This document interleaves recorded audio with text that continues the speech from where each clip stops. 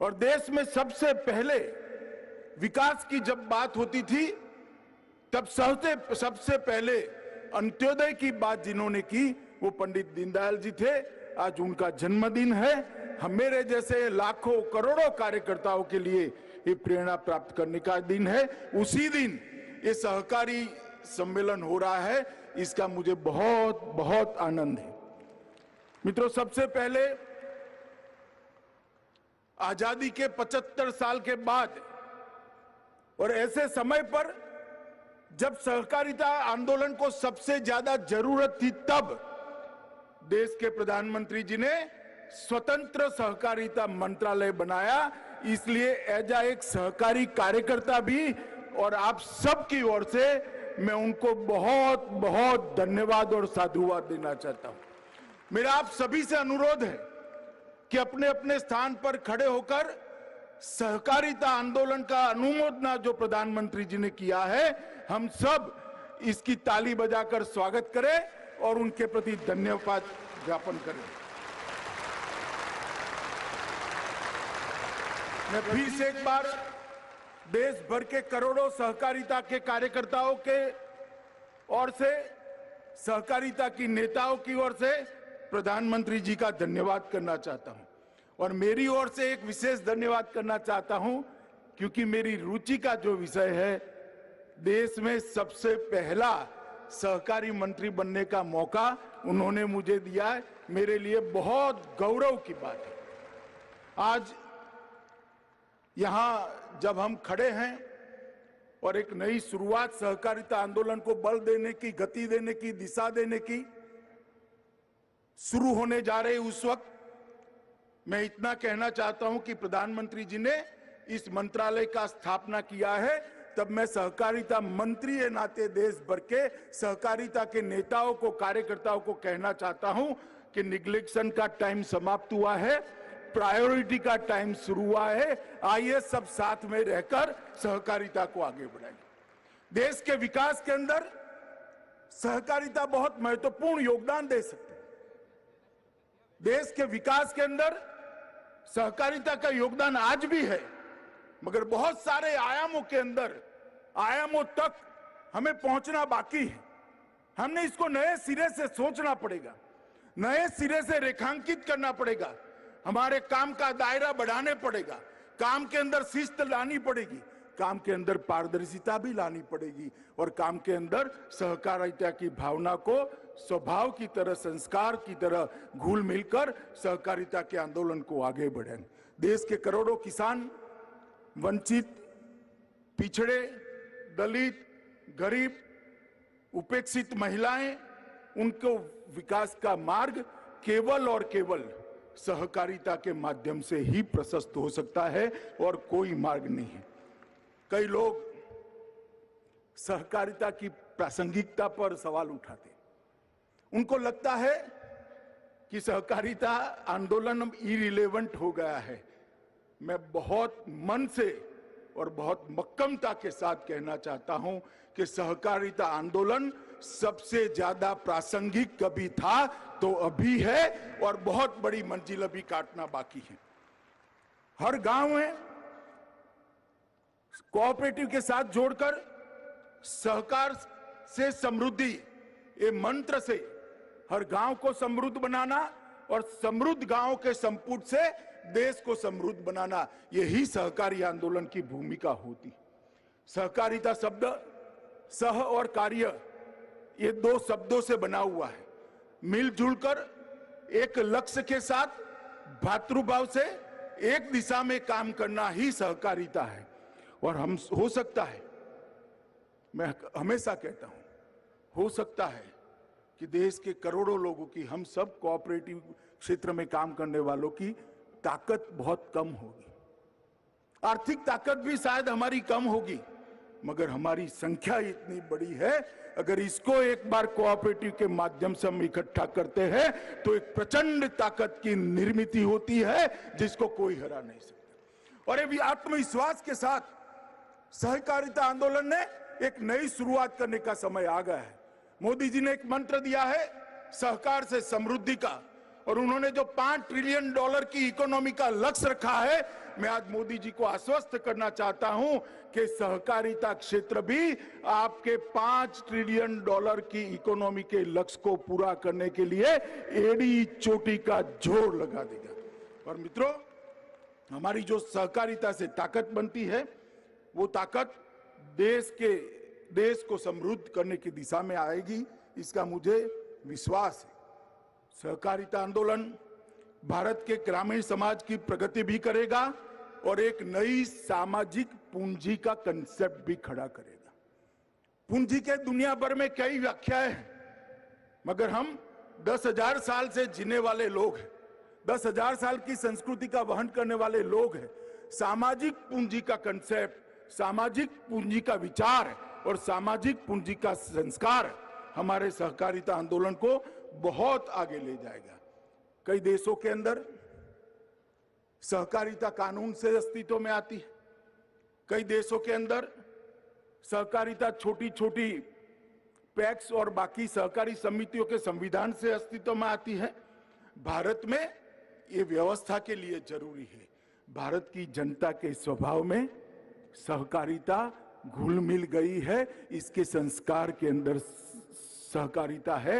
ये कोई उधार लिया हुआ कंसेप्ट नहीं है, हमारे स्वतः काम से प्रकट हुआ ये सहकारिता कंसेप्ट है। इसलिए भारत में कभी सहकारिता आंदोलन कभी भी इरिलेवेंट नहीं हो सकता। मित्रों, मैं बहुत समय से, लगभग 25 साल से सहकारिता आंदोलन से जुड़ा हूं। छोटी सी छोटी इकाई से लेकर राज्य कक्षा की बड़ी इकाइयों तक मैंने काम किया है। मैंने देखा है कई सारे संकट आते हैं, सरकारें सर्कुलर निकालती है, परिपत्र निकालती हैं, परिपत्र का मॉनिटरिंग करना पड़ता है, मगर हमारे सहकारिता आंदोलन वाले कोई परिपत्र की राह नहीं देखते। बाढ़ आती है तो गांव की पैक्स वहां खड़ी हो जाती है और सबको खाना खिलाने का काम करती है, उनको आसरा देने का काम करती है। कोई डिस्ट्रिक्ट में कोऑपरेटिव बैंक कितना मुनाफा खर्च हो जाएगा इसका चिंता नहीं करता, डिविडेंड कितना कम हो जाएगा इसकी चिंता नहीं करता। अपने कार्य क्षेत्र के अंदर चाहे अकाल हो, चाहे साइक्लोन हो, चाहे बारिश ज्यादा आई हो, बाढ़ हो, वो काम के लिए एक मुश्त होकर सब खड़े हो जाते हैं। सहकारी आंदोलन ने इस देश को ढेर सारे संकटों में यहां पर बाहर निकालने के लिए अपना योगदान दिया है। सहकारिता भारत के लिए नई नहीं है। 1904 से लेकर आज तक भारत ने सहकारिता आंदोलन ने ढेर सारे मकाम देखे, बहुत चढ़ाई ऊंचाई को भी हमने देखा है। कभी हम गिरे, कभी संभले, कभी आगे बढ़े, तेजी से आगे बढ़े, कभी धीरे हुए, परंतु ये गति नहीं रुकी। और मेरा आप सभी से यही अनुरोध है कि ये गति नहीं रुकनी चाहिए। आज इस अवसर पर मैं सहकारिता आंदोलन को बल देने वाले माधवराव गोडबोले, वैकुंठ भाई मेहता, त्रिभुवन दास पटेल, विठ्ठलराव विखे पाटिल, यशवंतराव चौहान, धनंजयराव गाडगिल और लक्ष्मणराव इनामदार जैसे कई लोगों को मैं याद करता हूं और इसको प्रणाम कर कर उनके आशीर्वाद से ये आंदोलन को एक नई गति देने के लिए हम आगे बढ़े, ऐसी प्रार्थना भी करता हूं। मित्रों, जो लोग आज भी मुझे, कई लोग मिलते हैं, कॉर्पोरेट क्षेत्र के लोग भी मिलते हैं, पत्रकार भी मिलते हैं, अलग अलग पॉलिटिकल पार्टी के नेता भी मिलते हैं और सच अर्थ में मुझे पूछते हैं कि सहकारी आंदोलन रिलेवेंट है क्या, उसकी प्रासंगिकता आज भी बनी हुई है क्या, क्या सिद्ध होगा। मैं आज कुछ सहकारी आंदोलन की गुड प्रैक्टिसेस आपके सामने बताना चाहता हूं। सबसे पहले मैं गुजरात से आता हूं, मैं अमूल की बात करना चाहता हूं। अमूल का जन्म सरदार पटेल की दीर्घ दृष्टि से हुआ था। 1946 में अंग्रेजों ने एक फैसला किया कि किसानों ने कंपलसरी फर्जियात रूप से अपना सारा दूध एक प्राइवेट कंपनी को देना पड़ेगा। इसके खिलाफ एक आंदोलन हुआ खेड़ा जिले के अंदर। सरदार पटेल ने त्रिभुवन भाई को कहा कि जब तक आप दूध बेचने की व्यवस्था नहीं करते तब तक दूध का आंदोलन, ये इसके खिलाफ आंदोलन कभी सफल नहीं होता। और वहां एक शुरुआत हुई अमूल की। सरदार पटेल के मार्गदर्शन में त्रिभुवन भाई पटेल ने 2 प्राथमिक ग्राम दूध उत्पादक समितियों का पंजीकरण किया, जिसमें 80 किसान जुड़े हुए, सिर्फ 80 किसान। और वो अमूल आज कहां है? 2020-21 में उसका ग्रुप टर्नओवर 21,000 करोड़ को पार कर गया है मित्र, 53,000 करोड़, 53,000 करोड़ रुपीस उसको पार कर गए। एक दिन में लगभग 30 मिलियन दूध का प्रबंधन ये हमारा कोऑपरेटिव संस्थान करता है। इसके अंदर 36 लाख किसान परिवार जुड़े हुए हैं और विशेषकर महिलाओं को एम्पावर करने का काम किया है। मैंने तो गांव में देखा है, गुजरात में, शनिवार को जब महिला के हाथ में अपना चेक आता है या कैश आती है, इसके चेहरे पर हर्ष देखकर मन को बहुत अंदर तक शांति होती। 36 लाख किसान परिवारों को अमूल आज अपने साथ जुड़ा है। 18 जिलों का ये फेडरेशन है, 87 से ज्यादा डेयरी के मैन्युफैक्चरिंग प्लांट बनाए हैं और उसकी प्रबंधन क्षमता 39 मिलियन तक की प्रबंधन क्षमता आज बनाई। इंस्टॉल कैपेसिटी 39 मिलियन टन दूध को प्रोसेस करने की है। आप कल्पना कर सकते हैं, बड़े से बड़ी कॉरपोरेट डेयरी जो नहीं कर सकती, ये हमारे अमूल ने कर दिखाया है और मैं मानता हूं यही उदाहरण लेकर हमने आगे बढ़ना चाहिए। लिज्जत पापड़, बहुत कम लोगों को यहां पर भी मालूम होगा, लिज्जत पापड़ कोऑपरेटिव 1959 में जसवंतीबेन पोपट नाम की एक गुजराती महिला साहसिक ने 80 बहनों को साथ में रखकर एक कोऑपरेटिव बनाकर पापड़ बनाने की शुरुआत की थी। 2019 में उनका कारोबार 1600 करोड़ से ज्यादा का कारोबार है और 80 करोड़ निर्यात करती है। 45,000 महिलाएं लिज्जत के कोऑपरेटिव आंदोलन से जुड़ी हैं और ये सक्सेस स्टोरी देश भर की महिलाओं के लिए एक प्रेरणा का स्रोत है। अमूल और लिज्जत दोनों आज सफल है तो देश की महिलाओं का इसके अंदर बहुत बड़ा योगदान है, दूध भरने में भी और पापड़ बनाने भी। इफको जो आज हमारे यजमान है, चेयरमैन साहब भी बैठे हैं, एमडी अवस्थी भी बैठे हैं। इफको ने इस देश की हरित क्रांति को एक नई दिशा देने का काम किया है। 1967 में 57 कोऑपरेटिव्स के साथ एक स्पेसिफाइड सोसाइटी बनी और वो बढ़ते बढ़ते बढ़ते आज 36,000 से ज्यादा कोऑपरेटिव को मेंबर बनाकर लगभग 5.5 करोड़ किसानों को उसका लाभांश पहुंचा दी। आप कल्पना कर सकते हैं, एक बहुत बड़ी कंपनी अगर कुछ कमाएगी तो इसका सबसे बड़ा हिस्सा इसके मालिक के पास जाएगा और इनको जो कुछ भी कमाएगी इसका पाई पाई ये 5.5 करोड़ किसानों के घर में जाएगा। इसी को कोऑपरेटिव कहते हैं। आज इफको ने लगभग देश के उर्वरक की पूरी जिम्मेदारी 2-3 और कोऑपरेटिव को साथ में लगकर उठाई और मैं अभिनंदन करना चाहूंगा चेयरमैन साहब और एमडी जी का, अवस्थी का, कि इन्होंने नैनो टेक्नोलॉजी को जमीन पर उतारकर बहुत बड़ा काम किया और इसके माध्यम से मुझे पूरा विश्वास है कि ये कोऑपरेटिव संस्थाओं के माध्यम से ही आने वाले दिनों में वो दिन दूर नहीं है कि उर्वरक खाद इंपोर्ट करने की जरूरत नहीं पड़ेगी। हम आत्मनिर्भर बनेंगे और हमारा उर्वरक हमारे देश में भी बढ़े। इसी तरह से क्रिप्को भी लगभग 9,500 समितियों का बना हुआ एक संघ है।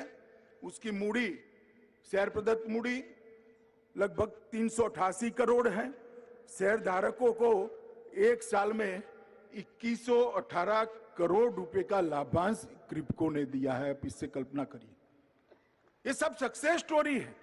और इतना ही नहीं है, बहुत लंबी सूची है। नेफेड है, मैं मणिपुर गया था, रेणु हथकरघा हस्तशिल्प 75 साल से एक लय के साथ वो कोऑपरेटिव में अपना योगदान करता है। 1925 से चलती हुई उरालुंगल श्रम अनुबंध सहकारी समिति केरल, थोटा मार्ता सहकारी संघ द्रावणगिरी कर्नाटक, कोझिकोड जिला सहकारी हॉस्पिटल, ढेर सारी चीजें जिन्होंने सहकारी आंदोलन के माध्यम से कैसे छोटे छोटे लोगों से पूंजी इकट्ठा कर कर देश के अर्थतंत्र और देश के विकास में कितना बड़ा योगदान दे सकते हैं, और सभी मुनाफा वो छोटे छोटे निवेशकों के घर में कैसे जा सकता है, इसका उदाहरण प्रस्तुत किया। मगर आज लगभग सारे संस्थानों के कर्ता धर्ता यहीं पर है, प्रबंध निर्देशक है, चेयरमैन है, डायरेक्टर्स हैं। मैं सबको निवेदन करना चाहता हूं कि हमने काफी कुछ करना बाकी है। क्या बीज संस्करण में हमारी ये सफल कोऑपरेटिव अपना योगदान नहीं दे सकती है? क्या अच्छे बीज क्यों विदेश से लाने पड़ेंगे? बीज के क्षेत्र में हम आत्मनिर्भर नहीं हो सकते हैं? क्या कोई कोऑपरेटिव चैलेंज एक्सेप्ट कर कर किसानों की उपज को निर्यात करने का ट्रेडिंग हाउस नहीं बन सकती है क्या, जिसके माध्यम से छोटी छोटी मंडियां अपनी उपजों को विदेश में एक्सपोर्ट कर सके? निश्चित बन सकती है। फूड प्रोसेसिंग का दुनिया भर में पूरा बाजार पड़ा है, छोटा किसान नहीं कर पाएगा और किसी को रुचि भी नहीं है, और करेगा तो भी किसान तो वहीं का वहीं रह जाएगा। अगर ये हमारे सफल कोऑपरेटिव एक एक क्षेत्र को पकड़कर एक्सपांशन का काम करे तो मुझे विश्वास है कि 5 साल के अंदर कोई ऐसा क्षेत्र नहीं होगा जहां कोऑपरेटिव की पैठ नहीं होगी। और सहकारिता मंत्रालय इसीलिए बनाया है, कोऑपरेटिव को मजबूत करना है, कोऑपरेटिव का व्याप बढ़ाना है, कोऑपरेटिव के अंदर पारदर्शिता लानी है, कोऑपरेटिव संस्थाओं को मॉडर्नाइज करना है, कंप्यूटराइज करना है, और ये स्पर्धा में टिक जाए, इस प्रकार की स्पर्धा में टिकने वाली सफल कोऑपरेटिव बनाना है। ये सारी चीजों को करने के लिए ही हमने कोऑपरेटिव मंत्रालय प्रधानमंत्री जी ने बनाया है। मित्रों, आज मैं आप लोगों को इसलिए बताना चाहता हूं, आप सब लोग कोऑपरेटिव संस्थाओं से जुड़े हुए लोग हैं, मगर जब तक जामवन ने हनुमान जी को नहीं कहा कि हनुमान जी आप रामेश्वरम से लंका तक समुद्र लांघ सकते हो, उनको विश्वास नहीं था। जब जामवन जी ने कहा कि हनुमान तुम हिम्मत करो, समुद्र तुम लांघ सकते हो, हनुमान जी ने कूदका लगाया और समुद्र लांघ गए। मैं आपको क्या बताऊंगा कोऑपरेटिव क्या है, आप सब मुझसे ज्यादा अनुभवी कोऑपरेटर है, परंतु मैं आज कुछ चीजें इसलिए बताना चाहता हूं जिससे हमारी स्ट्रेंथ का हमें परिचय हो। मित्रों, लगभग 91% गांव ऐसे हैं जहां छोटी बड़ी कोई न कोई कोऑपरेटिव संस्था काम करती है। दुनिया में कोई ऐसा देश नहीं होगा जिसके 51% गांव में कोऑपरेटिव की उपस्थिति। सहकारी समितियों की संख्या 8,55,000 से ज्यादा रजिस्टर्ड सहकारी समितियां हैं।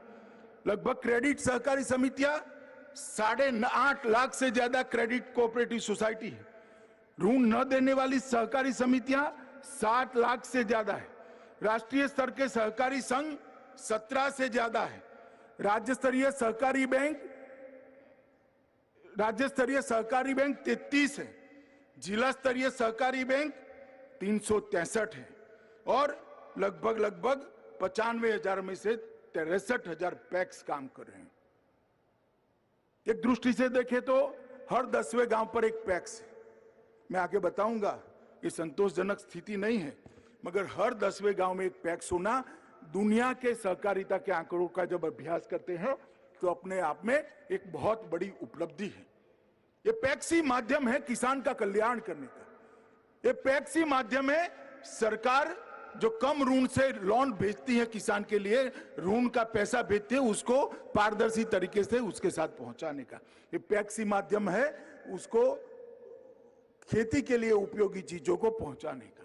ये पैक्स को मजबूत करना हमारे लक्ष्य होना चाहिए। मैं अंत में पैक्स पर बात करूंगा, और प्रतिशत योगदान अगर मैं बताना चाहूं तो कृषि ऋण वितरण का 29%, 29% वो कोऑपरेटिव व्यवस्था से जाता है। उर्वरक वितरण 35% कोऑपरेटिव करता है। उर्वरक का उत्पादन, खाद्य का उत्पादन, वो भी लगभग 30% करता है। चीनी का उत्पादन, देश की कुल चीनी की लागत का उत्पादन 31% कोऑपरेटिव चीनी मिलें करती है। तकली स्पिंडल 29%, दूध की खरीदी और उत्पादन 20%, गेहूं की खरीदी 13% कोऑपरेटिव करती है, धान की खरीदी 20% करती है और मछुआरा के क्षेत्र में भी कोऑपरेटिव का योगदान 21% है। मैं इसलिए आंकड़े कहता हूं मित्रों कि एक बहुत मजबूत प्लेटफॉर्म पर आज हम खड़े हैं। अब समय आ गया है कि नए लक्ष्य तय करना और नए लक्ष्यों को सिद्ध करने के लिए आगे बढ़ना। ये प्लेटफॉर्म जो हमारे पुरखों ने, भारत के कोऑपरेटिव आंदोलन के पुरखों ने हमें दिया है, वो प्लेटफॉर्म पर एक मजबूत बहुमंजिला इमारत बनाने का काम यहां हॉल में बैठे हुए और ऑनलाइन जुड़े हुए सभी सहकारी कार्यकर्ता, और इसीलिए मोदी जी ने ये सहकारिता आंदोलन का गति देने के लिए सहकारिता मंत्रालय की रचना की। हमारी सफलता 4 ही चीजों पर निर्भर हो सकती है: संकल्प शक्ति, साफ नियत, परिश्रम और संघ भाव से काम करना। ये 4 मूल सिद्धांत है। अगर हम सब अपना कोऑपरेटिव के अंदर इसको लेटर एंड स्पिरिट में पहुंचाते हैं तो मुझे लगता है हमारे आंदोलन को बहुत बड़ी गति मिलेगी। नरेंद्र मोदी जी ने जो सहकारिता मंत्रालय बनाया है, उसका उद्देश्य है ग्रामीण क्षेत्र में विकास को पहुंचाने का और ग्रामीण क्षेत्र में भी हर वंचित तक विकास को पहुंचाने की चुनौती को पार करने की जिम्मेदारी सहकारिता मंत्रालय की, और इसका एक स्वदेशी यंत्रणा बनाने की जिम्मेदारी भी सहकारिता मंत्रालय ने। मित्रों, कृषि क्षेत्र में 7 साल में मोदी जी ने आमूलचूल परिवर्तन लाया है। मैं सिर्फ बजटीय आवंटन की बात करना चाहता हूं। 2009-10 में कृषि का बजट 12,000 करोड़ था। मैं फिर से रिपीट करता हूं, 12,000 करोड़। 12,000 करोड़ बहुत बड़ा लगता है, मगर 2020-21 में इस बजट को बढ़ाकर 1,34,499 करोड़ रुपया कृषि का। मैं इसलिए बताता हूं कि कृषि क्षेत्र नरेंद्र मोदी सरकार की प्राथमिकता है, और कृषि क्षेत्र की ये जो प्राथमिकता है उसको उसके लक्ष्यों तक पहुंचाना सहकारिता के बगैर संभव नहीं है। हमने ढेर सारे किसानों को सपोर्ट देने की बात करी। स्वामीनाथन आयोग आया तब से बात करते थे कि किसानों की आय बढ़नी चाहिए, लागत से 50% ज्यादा होना चाहिए। कोई नहीं देता था। पहली बार नरेंद्र मोदी सरकार ने लागत से ज्यादा एमएसपी तय कर किसानों को पहली बार फायदा पहुंचाने का काम किया है। और मित्रों, मैं बहुत सारी रिपोर्ट कोट कर सकता हूं जिसके अंदर स्पिरिट थी, मगर ये होती नहीं थी। प्रधानमंत्री किसान सम्मान योजना देश के 11 करोड़ किसानों को लगभग 1,58,000 करोड़ रुपया, 1,58,000 करोड़ रुपया डायरेक्ट डीबीटी से पहुंचाया गया है। मित्रों, स्टार्टअप शुरू करने का एक नया अभियान चला है। 10,000 नए एफपीओ बनाए गए हैं। लगभग 6865 करोड़ रुपया वित्त पोषण के लिए अलग से खर्च किया जाना है। ई नाम मंडी की योजना लाए हैं, सॉइल हेल्थ कार्ड दिया है, और ये सारी चीजों के अंदर सहकारिता क्षेत्र का और पैक्स का एक रोल है। हमने सारी चीजों को अपने पैक्स के अंदर मजबूती से इसका अध्ययन कर इसकी इंप्लीमेंटिंग एजेंसी गांव स्तर पर बनने की शुरुआत करनी पड़ेगी, तभी ये सारी चीजें नीचे तक पहुंच पाए। मित्रों, सहकारिता मंत्रालय का जो गठन किया है, कई सारे लोग कहते हैं कि स्टेट सब्जेक्ट है। मैं स्टेट और सेंटर के झगड़े में पड़ना नहीं चाहता, इसका कानूनी जवाब आराम से दिया जा सकता है, मगर मैं इतना ही कहना चाहता हूं, भारत सरकार का मोदी जी के नेतृत्व में बना सहकारिता मंत्रालय सब राज्यों के साथ सहकार कर चलेगा, किसी से संघर्ष करने के लिए नहीं बना। इसलिए किसी ने भी मन में सोचने की जरूरत नहीं है स्टेट सब्जेक्ट है या सेंट्रल सब्जेक्ट है। हम मदद सबकी कर सकते हैं, राज्यों की भी करेंगे, सबको साथ में लेंगे और आंदोलन को आगे बढ़ाएंगे। सहकारी समितियों को जमीनी स्तर तक पहुंचाने का काम इस सहकारिता मंत्रालय के तत्वाधान में होगा। बहुराज्य मल्टी स्टेट कोऑपरेटिव को उसको सुगम बनाने के लिए हम बहुत कम समय के अंदर एक्ट में बहुत सारे बदलाव लेकर आ रहे हैं। विकास पथ पर आगे बढ़ने के लिए एक बहुत बड़ी बात है, हमने तय किया है कि कुछ समय के अंदर ही नई सरकार नीति, पहले अटल जी लेकर आए थे 2002 में, अब मोदी जी लेकर आएंगे 2021-22। ये आजादी का 75वां साल है। अमृत महोत्सव में नई सहकार नीति को बनाने की हम शुरुआत भी करेंगे। पैक्स को मजबूत करना, 63,000 पैक्स 6 लाख गांवों के बीच में कम है। हम एक लक्ष्य रखेंगे कि आने वाले 5 साल के अंदर हर दूसरे गांव में पैक्स हो जाए। पैक्स की संख्या को 65,000 से बढ़ाकर 3 लाख तक पहुंचाने के लिए उचित कानूनी खाका तैयार करने का काम ये सहकार मंत्रालय करेगा और वो एडवाइजरी होगा, स्टेट के पास भेजेंगे, स्टेट अपने कानूनों में परिवर्तन करे। सबसे बड़ी दिक्कत ये है कि एक पैक्स बैंकरप्ट हो जाता है, जब तक उसका वाइंडिंग अप का काम समाप्त नहीं होता है नया पैक्स बन नहीं सकता है। इसकी कानूनी व्यवस्था करनी पड़ेगी, वो पैक्स को साइड पर रखकर वाइंडिंग अप का काम शुरू हो जाए, नए पैक्स की रचना हो और सहकारिता आगे बढ़ जाए। हम ये भी सुनिश्चित करेंगे कि सभी के सभी पैक्स का कंप्यूटराइजेशन समाप्त हो। इसमें भारत सरकार भी अपना बड़ा योगदान देने वाली है और सारे पैक्स का कंप्यूटराइजेशन भारत सरकार करने के लिए बहुत कम समय में एक योजना लेकर आएगी। मित्रों, कंप्यूटराइजेशन के साथ साथ एक ऐसा सॉफ्टवेयर बनाने की भी कवायद चालू करी है जो पैक्स, डीसीबी और नाबार्ड तीनों को जोड़ेगा। एक ही सॉफ्टवेयर से अकाउंटिंग सिस्टम पैक्स की, डिस्ट्रिक्ट कोऑपरेटिव बैंक की और नाबार्ड की एक लय के साथ होगी और 100 भाषा में होगी, स्थानीय भाषाओं में होगी। मित्रों, पैक्स को एफपीओ बनाने के लिए भी क्या किया जा सकता है, इस पर मेरा मंत्रालय काम कर रहा है। मेरा आग्रह है सहकारिता प्रशिक्षण पर, सहकारिता प्रशिक्षण को और पैना करना पड़ेगा, प्रोफेशनल करना पड़ेगा। स्किल डेवलपमेंट के सारे एरिया जो सहकारिता को छूते हैं, वो सारे एरिया के स्किल डेवलपमेंट की व्यवस्था करनी पड़ेगी। बहुत बड़ा कॉर्पोरेट्स होता है मगर उसका उचित उपयोग करना, इसके लिए भी मेरा मंत्रालय एक कार्य योजना बना रहा है। क्रेडिट सोसाइटियों की भूमिका और मजबूत और नीचे तक ले जाने की जरूरत है, जिससे छोटे से छोटे व्यक्ति को क्रेडिट मिल सके। दीपावली का त्योहार है और 1000 रुपया किसी को चाहिए त्योहार मनाने के लिए, इनकम है मगर आज नहीं है क्योंकि 2 महीने पहले घर में बीमारी आ गई थी, तो उसको 1000 रुपया मिल जाए, उसकी दीपावली अच्छी जाए। इस प्रकार की क्रेडिट सोसाइटी नीचे तक बननी चाहिए। ये कोई बैंक नहीं कर सकता।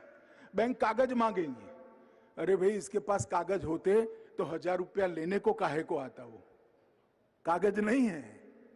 हमारी कोऑपरेटिव क्रेडिट सोसाइटियां जो छोटे छोटे लोन देती है 2 आंख की शर्म से देती है और मैं मानता हूं इसको हम नीचे तक मजबूत करने का काम करेंगे। किसान क्रेडिट कार्ड में भी पैक्स की भूमिका कुछ राज्यों में अभी तक बनी नहीं है, इसको हम बनाने के लिए पूरा प्रयास करेंगे। प्रायोरिटी सेक्टर लेंडिंग सिर्फ अल्पकालीन ऋण नहीं, सभी प्रायोरिटी सेक्टर लेंडिंग में कोऑपरेटिव की भूमिका बढ़ाने के लिए सभी प्रायोरिटी सेक्टर लेंडिंग के भारत सरकार के मंत्रालयों के साथ सहकारिता मंत्रालय काम कर जमीन पर प्रायोरिटी लेंडिंग सभी प्रकार के कोऑपरेटिव के माध्यम से हो, इसके लिए हम करेंगे। जैसे स्व सहायता जूथ, आज तक देश में स्व सहायता जूथों ने अपनी स्पेसिफाई सोसाइटी नहीं बनाई। ये अमूल जो है ना, ये स्व सहायता जूथों का ही स्पेसिफाई सोसाइटी है। अमूल की तरह स्व सहायता जूथ हर राज्य में अपनी स्पेसिफाई सोसाइटी बनाकर छोटी छोटी स्व सहायता जूथों ने बनाई हुई चीजों के मार्केटिंग की व्यवस्था कर सकता है। इसके लिए भी एक विशेष कानूनी प्रबंधन करने की जरूरत है, इस पर भी हम काम कर रहे हैं। मछुआरा सहकारिता के लिए भी सबसे बड़ा समुद्र किनारा हमें पास है, इसका दोहन हम पर्याप्त मात्रा में नहीं कर सकते। छोटे मछुआरों के पास बड़ी बड़ी चीजें लेने का, ना नेट लेने के पैसे, ना यांत्रिक बोट लेने का पैसा है। तो मछुआरा कोऑपरेटिव बनाकर उनको एक प्लेटफॉर्म देंगे जिससे इसका मुनाफा सीधा मछुआरे के बैंक अकाउंट में पहुंचे। इस प्रकार की व्यवस्था करने के लिए भी हमने काम किया। इसी प्रकार से ट्राइबल क्षेत्र में जनजातीय सहकारिता, जो वन उत्पाद है, उसके लिए भी कोऑपरेटिव बनाकर उसकी मार्केटिंग की व्यवस्था ये नरेंद्र मोदी जी के नेतृत्व में हम करने जा रहे हैं। मित्रों, बुनियादी खाका सहकारी समितियों का और देश भर के हर राज्य के कानून के अंदर एक प्रकार की सिनर्जी हो, इस प्रकार का प्रयास भी हमने हाथ में लिया है। मुझे मालूम नहीं सफलता कितनी मिलेगी, मगर हमारा इरादा नेक है, इसलिए विश्वास है कि इसमें सफलता जरूर मिलेगी और हम जरूर सफल होंगे। मगर आज इतने सारे सहकारिता आंदोलन के दिग्गज नेता आए हैं। उस वक्त ट्रेनिंग, स्किल डेवलपमेंट, पारदर्शिता, पारदर्शी भर्ती प्रक्रिया और पारदर्शी चुनाव प्रक्रिया और खुला सदस्य सभासद बनाने का खुला कार्यक्रम सहकारिता ने, संस्थाओं ने करना पड़ेगा। ट्रेनिंग, स्किल डेवलपमेंट, पारदर्शिता, भर्ती में पारदर्शिता और चुनाव के अंदर पारदर्शिता, इसको हमने लाना ही होगा, तब जाकर हम आगे बढ़ पाएंगे, वरना हम भी कालबाह्य हो जाएंगे। और हम सबका ये दायित्व है कि मोदी जी ने इस आंदोलन को गति देने के लिए एक बहुत बड़ा निर्णय किया और मोदी जी के इस निर्णय को सफल बनाने के लिए और सहकारिता आंदोलन को एकदम गति के साथ आगे बढ़ाने के लिए हमने सहकारिता क्षेत्र के अंदर जो आंतरिक परिवर्तन करने की जरूरत है उस पर भी आत्मनिरीक्षण कर बल देना पड़ेगा। मित्रों, सहकारिता कॉमन सर्विस सेंटर की कल्पना भी हमारा मंत्रालय कर रहा है। नेशनल डेटाबेस के लिए भी हमारा मंत्रालय आगे बढ़ रहा है और नेशनल कोऑपरेटिव यूनिवर्सिटी बनाने के लिए भी 4 जगह से दरखास्त मिली है। मुझे लगता है कि ये प्रोफेशनल यूनिवर्सिटी की जगह कोई कोऑपरेटिव संस्थान बड़ा आगे आए तो अच्छा है। एक नेशनल कोऑपरेटिव यूनिवर्सिटी भी बनाने की जरूरत है। कोई अपनी लेकर आए, दरखास्त लेकर आए तो जरूर अच्छा काम हो सकता है। मित्रों, 2-3 लोगों ने, चंद्रभान जी और बाकी सारे लोगों ने कुछ बातें दबे स्वरों में कही है। मैं उनको इतना कहता हूं कि आप न बोले हो तो भी चलता, बोले ये भी अच्छा हुआ, मुखर कर बोलते तो भी अच्छा हुआ, मगर ये सारी चीजों की मुझे मालूमात है क्योंकि मैं आप में से ही हूं।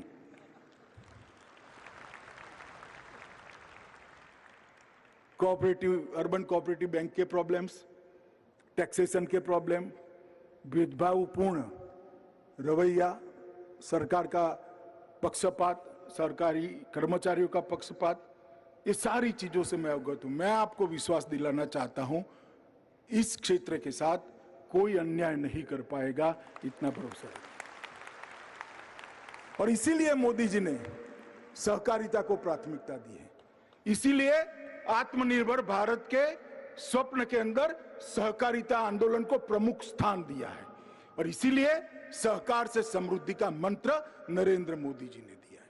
क्योंकि हम चाहते हैं कि सम विकास होना चाहिए, विकास सर्वस्पर्शीय होना चाहिए, विकास सर्वसमावेशक होना चाहिए, विकास के मॉडल के अंदर सबको छूने की ताकत होनी चाहिए और विकास का मॉडल सबको समाहित करने की बाहें फैलाकर खड़ा हुआ मॉडल होना चाहिए और वो कोऑपरेटिव के अलावे संभव नहीं है। इसीलिए कोऑपरेटिव मंत्रालय की रचना की गई। चीनी मिलों की भी बहुत सारी समस्याएं हैं। कई जगह हमारे त्रिस्तरीय एग्रीकल्चर फाइनेंस के ढांचे को डिस्टर्ब करने की भी बात हो रही है। मैं इन सब में बहुत अभी कुछ स्पष्टता से इसलिए नहीं कह रहा हूं कि विचार चल रहा है, सबसे चर्चा भी करना है, परंतु मैं इतना जरूर कहना चाहता हूं कि आपकी समस्या आप जरूर मुझे लिख कर भेजिए, जरूर लिख कर भेजिए। छोटी से छोटी चिट्ठी को मैं ध्यान से पढ़कर इस पर उचित निर्णय करूंगा, मगर लिख कर नहीं भेजेंगे तो भी मैं सामने से संपर्क कर आपकी तकलीफों को समझकर उसके निवारण के लिए प्रोएक्टिव रहूंगा। और ये मोदी जी की इच्छा है, देश का प्रधानमंत्री जी का ये मन की इच्छा है कि वो चाहते हैं कि छोटे से छोटे व्यक्ति को विकास की प्रक्रिया में हिस्सेदार बनाना, सहकारिता के माध्यम से हर परिवार को समृद्ध बनाना और हर समृद्ध हुए परिवार के संपुट से देश को समृद्ध बनाना, यही सहकार से समृद्धि के मंत्र का रहस्य है और हमें इसमें जी जान से लगना है। आज मैं यहाँ आया हूँ, मेरा और मेरे साथी मंत्री जी का आपने स्वागत किया। डॉक्टर साहब भी अर्जेंटीना से पधारे हैं यहाँ पर और मैं उनको विश्वास दिलाना चाहता हूँ कि भारत की सहकारिता क्षेत्र, भारत का सहकारी आंदोलन देश भर में गुड प्रैक्टिसेस साझा करने का, एक्सचेंज करने का एक प्लेटफॉर्म बन सकता है।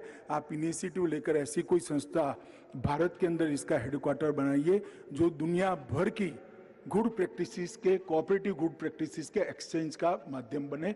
हम आपका स्वागत करने के लिए यहाँ पर तैयार हैं और मैं फिर से एक बार कहता हूँ कि प्रधानमंत्री जी के मन की इच्छा है कि सहकारिता के आधार पर भारत की अर्थनीति के विकास का एक नया अध्याय लिखा जाए। मोदी जी के आत्मनिर्भर भारत के स्वप्न को चरितार्थ करने के लिए सहकारी क्षेत्र ने प्रमुख भूमिका निभानी होगी और सहकारिता को हमने संस्कार बनाना होगा और महत्वपूर्ण भूमिका जो हम निभाएंगे वो आने वाला देश, आने वाली पीढ़ियां भी याद रखेगी, इसका मुझे विश्वास है। आज देश भर से ऑनलाइन आंकड़ा जो संचालिका महोदया ने कहा, लगभग मेरे खड़े होने के पहले 4.25 करोड़ लोग ऑनलाइन जुड़े थे। बहुत सारी समितियां भी जुड़ी है, बहुत सारे डिस्ट्रिक्ट कोऑपरेटिव बैंक जुड़े हैं। मैं सभी सहकारिता आंदोलन के आंदोलनकारियों को बहुत बहुत मन से आप सभी का धन्यवाद करता हूं और विश्वास दिलाता हूं कि नई ऊर्जा के साथ सहकारिता आंदोलन को एक नए प्राण भरने की कवायद जो मोदी जी ने करी है, हम सब साथ में मिलकर इसको सफल बनाएंगे। वंदे मातरम, भारत माता की जय।